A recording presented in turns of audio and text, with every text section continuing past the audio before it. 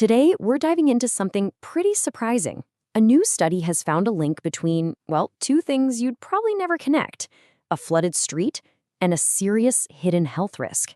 Yeah, it sounds a little strange, but stick with me, because it looks like a seemingly small problem could have some really massive consequences down the line. You know those pictures, right? Cars splashing through a flooded road on a totally sunny day. Your first thought is probably, ugh, what an inconvenience. You're thinking about wet shoes, maybe a traffic jam. But what if the real cost isn't about lost time or money? What if it's measured in something far more precious? In lives. Well, that's exactly what this study is getting at. That under the surface of this so-called nuisance flooding, there might be a serious public health crisis brewing. All right, so here's our game plan for this explainer. We'll start with the hidden danger itself. Then we'll get into how researchers actually connected the dots. After that, we'll look at some pretty eye-opening future projections and what happens if we act versus if we don't. We'll also be really clear about what the study doesn't prove, and then we'll wrap it all up with the bottom line. Okay, so first up, a hidden danger. For a long time, when we thought about coastal risks, we pictured the big, dramatic stuff, right? Hurricanes, massive storm surges. But it turns out scientists are realizing there's a quieter, sneakier threat that might be just as dangerous. We're not talking about the storm of the century here. We're talking about a high tide that can roll in every few weeks. And this is the thing we're focusing on: high tide flooding. You might have heard it called sunny day or nuisance flooding. Basically, it's when a high tide gets a boost from rising sea levels and pushes water right into streets and other low areas. So again, this isn't some crazy storm surge. It's a regular, predictable thing that's happening more and more often, and it's getting worse. So for years, the whole conversation around this kind of flooding was pretty much limited to how bad is the traffic and how much is this going to cost to fix. But then a recent study out of Florida found something, well, frankly, shocking. It found a direct link between these floods and higher death rates in older adults. The study we're digging into today takes that critical piece of information and asks a huge question. What happens if we take that Florida finding and apply it to every single coastline in the US for the next 80 years? Okay, so how on earth do you connect a flooded street to a health outcome? It sounds almost impossible, right? Well, this is where the magic of data modeling comes into play. The researchers didn't, run a new clinical trial. Instead, they built this really clever projection by weaving together a bunch of high-quality data that already existed. Let's break down how they did it. First, they started with a forecast. They used well-established sea level rise models to predict where and when this high tide flooding is going to happen in the future. Then, and this is the key piece of the puzzle, they took that finding from the Florida study, the one that links flood depth to mortality rates in people over 65. They then layered that risk on top of maps showing where people are projected to live. And finally, the model crunched the numbers to calculate the human cost, the potential increase in premature deaths over the century. So you might be wondering, what's the actual connection here? Is it that people are getting hurt in the floodwater? Well, not exactly. The study suggests the real danger isn't the water itself, but the chaos it causes. Think about it. Flooded roads mean traffic jams, and traffic jams can mean a critical delay for an ambulance or fire truck. For a medical emergency like a heart attack or a stroke, every single second counts. A blocked road could literally be the difference between life and death. All right, we've seen how they did it. Now let's get to what they found. And I want to be really clear about this. These are projections, not prophecies. This isn't a crystal ball. It's a look at what could happen if we stay on our current path without making any big changes. So to start, the model looked back to set a baseline.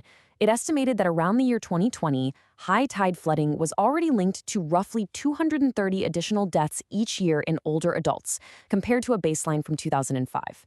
So this isn't just a future problem, it's already happening. Okay, now for the jump into the future.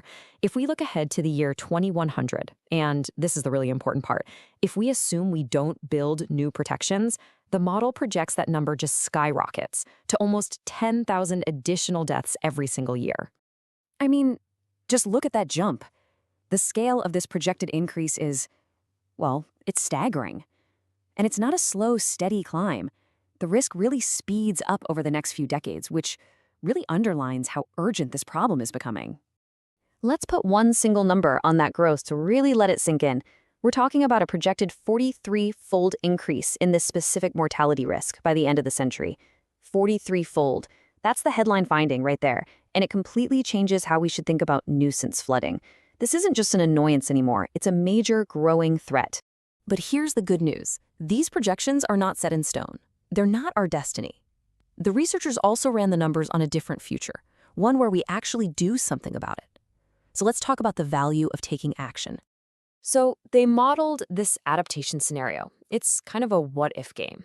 What if communities get proactive? What if they elevate key roads, build seawalls, or make sure emergency routes to hospitals stay open? Well, the results are pretty dramatic. In that scenario, the number of projected additional deaths by 2100 drops from almost 10,000 down to around 5,700. The message here couldn't be clearer. Taking action works.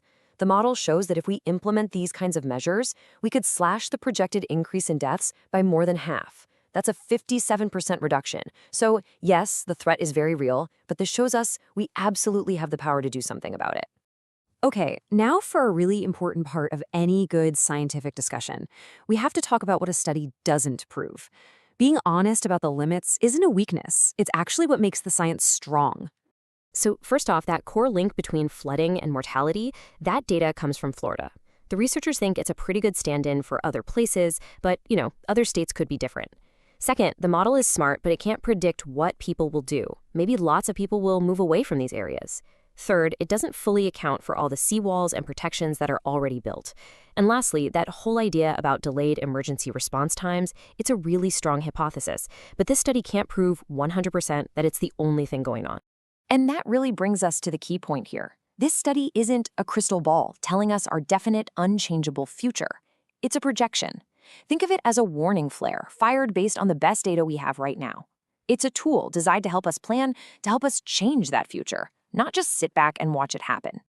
All right, so let's bring it all home. We've looked at the hidden danger, how the scientists connected the dots, the projections, and the study's limits. So what's the bottom line here? What does this all mean for coastal communities? Well, the researchers who did the study are pretty direct about it. Their takeaway is that this isn't some abstract academic exercise. It demands real-world action. We're talking about identifying and protecting the roads that ambulances absolutely need to use. Maybe it means building new clinics or hospitals in places that won't get cut off. And yeah, in some places, it might even mean helping vulnerable people move to safer ground. So really, this is the whole story. This study completely reframes what we call nuisance flooding. It's not just an inconvenience anymore. It's a serious and growing public health risk.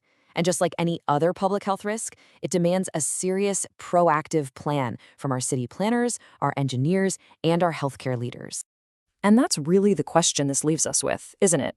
As our coastlines keep changing, as the tides creep higher, how do we make sure that something as simple as a high tide can't cut off life-saving services? The challenge, now, is to look past the inconvenience of a wet street and start building communities where that can never happen.